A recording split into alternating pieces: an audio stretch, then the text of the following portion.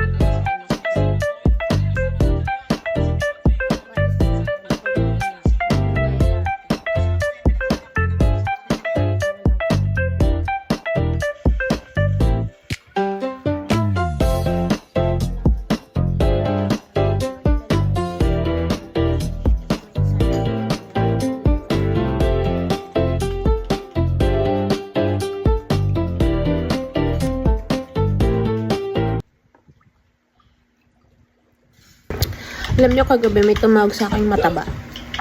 Mataba daw ako. Okay. Mataba naman talaga. Pero humanda siya pag sumiksi ako. Hindi ko na siya papansinin. Hindi na kami friends. Pero, ay nako, yun lagi ang naririnig ko. Mataba ako. Kaya pag nagkita-kita kami ng mga kaklase ko, katrabaho ko, tumaba ka ba? Tumaba ka, no? Mga gamit. Kutsara, para dito. Nakasanayan ko na, pero ngayon, nasa losing weight journey ako. Pag nakarinig ka ng, ay, ang taba mo.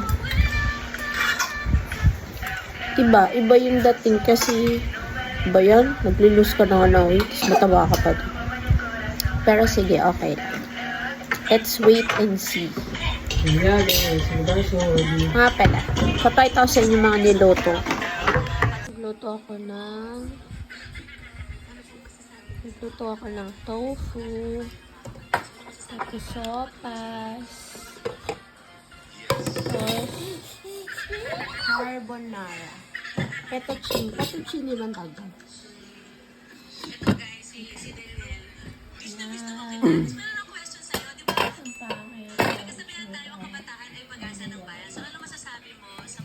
Request ni Edge.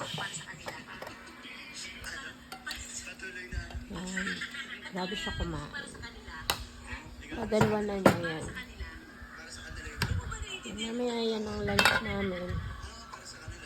Pero may ensayo pa kami.